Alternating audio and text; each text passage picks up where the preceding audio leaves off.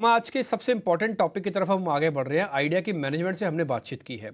आइए, एफपीओ जब खुला है तो आइडिया की मैनेजमेंट से सुन लेते हैं वो एफपीओ को कैसे और कहाँ और कैसे इस्तेमाल करने जा रहे हैं। आइडिया की मैनेजमेंट आपको दिखाते हैं।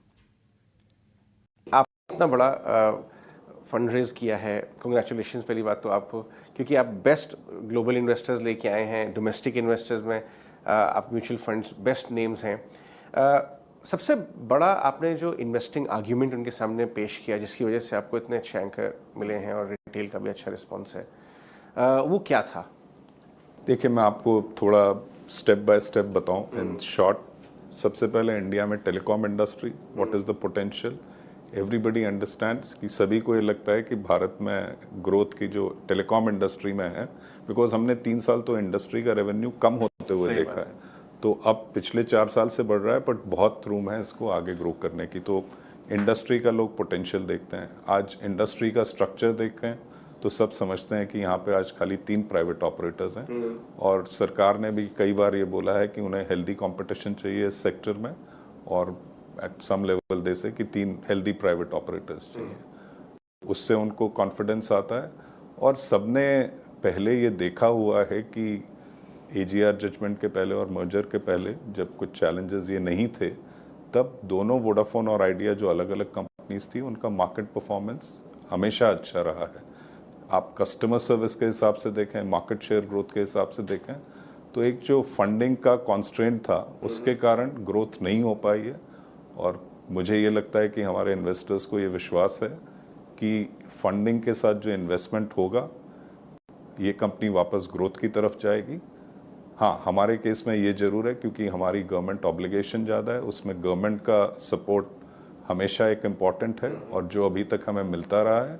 और कल तक भी हमने स्टेटमेंट्स देखी हैं गवर्नमेंट से कि वो चाहते हैं कि 3 हेल्दी प्राइवेट ऑपरेटर्स रहें और हेल्दी कंपटीशन रहे इस इंडस्ट्री में। तो ये टोटल फंड रेजिंग आपकी जो हो रही है एफपीओ के द्वारा और डेट के द्वारा भी, उसका यूटिलाइजेशन क्या होगा और उसके पॉजिटिव इम्पैक्ट, और अब तो इंडस्ट्री में टैरिफ हाइक्स की भी बात हो रही है, वो कितने क्वार्टर्स आगे आपको ये होते हुए दिखाई देते हैं कि आपको 3-4 क्वार्टर्स में इम्पैक्ट आना शुरू हो जाएगा? देखिए, यूटिलाइजेशन हमारे 3 ब्रॉड बकेट्स हैं। एक तो हमें 4G कवरेज करना है, और अगर आप प्रायोरिटी के हिसाब से देखें तो 4G कवरेज जल्दी से जल्दी करना ज़रूरी है, क्योंकि हमारा जो आज सब्सक्राइबर लॉस हो रहा है वो उसी कारण से हो रहा है। दूसरा बकेट है 4G कैपेसिटी इंक्रीज करना।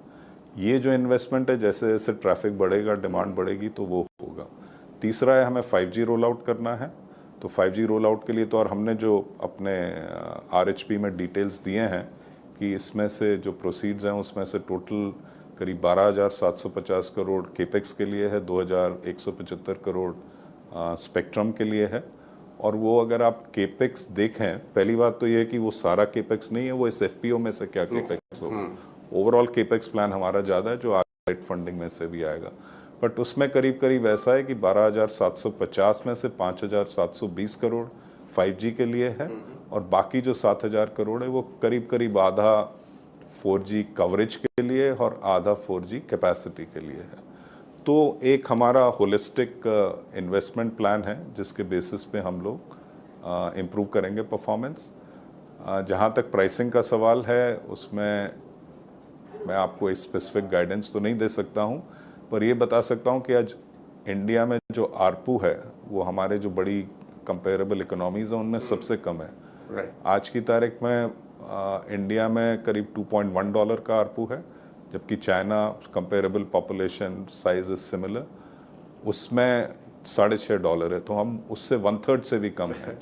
तो वहाँ तो ठीक होना है। तीसरा ये है कि आज जितने भी प्लेयर्स हैं इंडस्ट्री में, कोई भी अपनी कॉस्ट ऑफ कैपिटल रिकवर नहीं कर पा रहा है। ROC is below cost of capital, और ये आज नहीं है, कई सालों से, 5-6 साल से तो हो ही रहा है। तो इस इंडस्ट्री में जब तक प्राइस करेक्शन नहीं होगा, और price correction just to cover the cost of capital, हम लोग कोई बहुत ज़्यादा प्राइस इंक्रीज की बात नहीं कर रहे हैं, तो मेरा विश्वास है कि इस इंडस्ट्री को अगर अच्छा हेल्दी होना है तो ये ज़रूरी है।